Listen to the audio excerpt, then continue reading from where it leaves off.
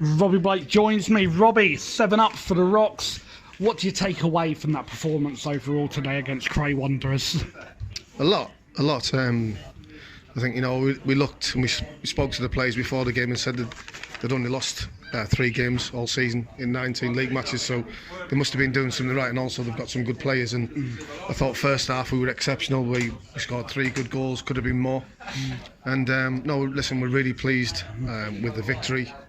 And I keep saying we've got to keep pushing on now and keep striving to get as close to that top 5 as we possibly can. It's fair to say they actually looked like a poor side. Was it the fact that we made them look poor, or is that a little bit disrespectful? I wouldn't say it's disrespectful, but I think that they're definitely not a poor side. Like you say, at times without football, which we can do, we made them look a little bit average at times. But I mean, we played very well, and they're a very good side. Make no mistake about it, you can't lose 3 games in 19 league games and say they're a bad side. They're a good side. They've got a good manager, and they're well organised. But like you say, it was our day today. We cut them open, and we're really pleased with the 7. 3-0 up at half time, and as someone said at the end of the game, if it had been double figures at the end, I don't think anyone would have complained. No, and I said to the players at half time, we make sure we put the game to bed in the next 15 minutes of the second half, and we scored early with Doug. So that sort of stemmed their sort of, maybe they thought they could get at us at the start of the second half, but the goal that we scored killed the game. And disappointed with the 2 goals we conceded, because we were conceding them goals early on in the season, and we don't want to do that. But I think that was just down to the game being 4-5. Yeah. So can't be too critical of the players. They've been outstanding so far, and long may that continue. It's very hard to take negatives from a performance like that today, because you have to give credit to the boys when they've put in a performance like that today. Yeah, I don't think there's any negatives. I think, you see sometimes Man City win 5 or 6-2, 6-1. It's not. I'm not comparing with that. What I'm saying is, to win any game at 7, you can't really have any negatives. Listen, the negative is we conceded. We should have had a clean sheet, but for us to go forward and keep scoring goals like that, it bodes well for us going forward. I asked you a question last week at whoever, Carshalton, and I'm going to ask you the same question now.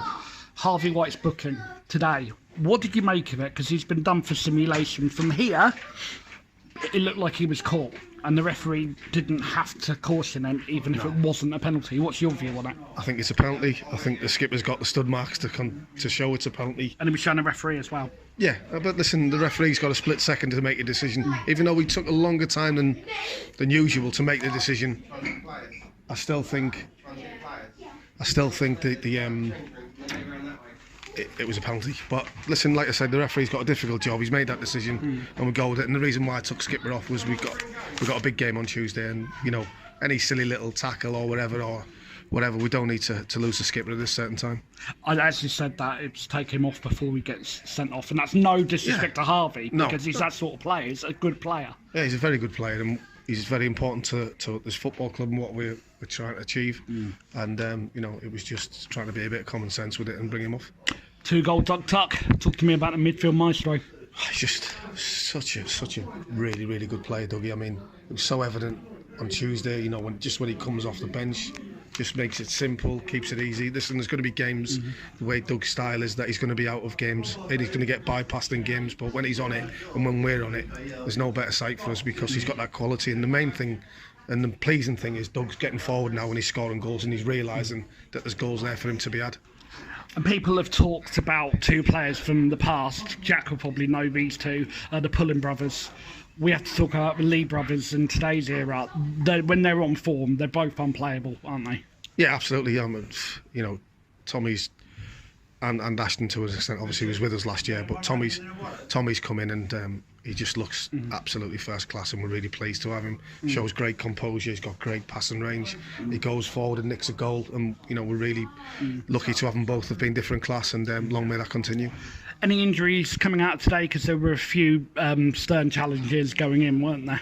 Yeah, no, I think so. I think Keaton just got a bang on the nose, the usual one where he got banged on a couple of weeks ago. But other than that, no, I think we're all good. Luckily, I think we've just looked in there. Ben Mendoza's got a bad kick to his foot. That's swollen up quite quickly, so we'll have to monitor that. But other than that, I think we're all right. And just moving away from on the pitch, off the pitch today, we actually had two local residential care homes residents coming in, Elizabeth House from Bognor and Robbie in Petworth. And it was great to see so many of the elderly residents enjoying themselves. What does it mean to the club, Robbie, to welcome residents from Robbie and Elizabeth House to Bognor Regis Town Football Club? Well, it's fantastic, and it's also, if we can help in any way, and you know what you got to understand is, you know, for them to come out and enjoy, let alone the fresh air of football as well, to see it and to entertain and make sure we look after them. It's massive, because we pride ourselves on being a community club and a care and family club, and them little things means a lot to people. And we always try and do that, and if we can make, you know, the elderly people and certain things like that really happy on a Saturday or a weekend, you know, that bodes well, you know, for us and them going forward. Moving on to Tuesday night now, on the pitch matches against bottom of the table Corinthian Casuals. I'm going to say take Corinthian Casuals lightly at your peril. Agree or disagree? Absolutely, we've got to treat them as though they're top of the league, let alone bottom of the league. And if we do that, you know, we'll turn up. Because what happens is, even though they're bottom of the league, you haven't got a God-given right just to turn up and win. We've got to apply ourselves properly and play with an intensity that they can't handle. And I think we did that today at times. And obviously, I think the lads can see and grasp that, you know, there's something dangling at the end of the carrot. So we just got to keep going, got to keep pushing on. And, you know, if we turn up in this frame of mind, we're a handful for any team. And just one final question, going back to today's game, player of the match debate. It's been given to Dan Smith. Myself and Peter gave it to Aston Lee. Who would you have given it to? Doug Tuck. I think Doug Tuck was outstanding. I think, listen, the players you mentioned were outstanding. And 11 players, well, the 14 in terms of the 3 that came on, to win 7-2, they've contributed. And I thought Dougie was standout player on the pitch. And it'll be Christmas cheer for the Rocks, Robbie. Final home game before Christmas now, won't it? Yeah, that's it. And obviously wish everyone, all the listeners and the Bognor Regis supporters, a happy Christmas, and we have a wonderful time. Robbie, thank you. Cheers, top man. Thank you, mate. Cheers. Cheers, boys.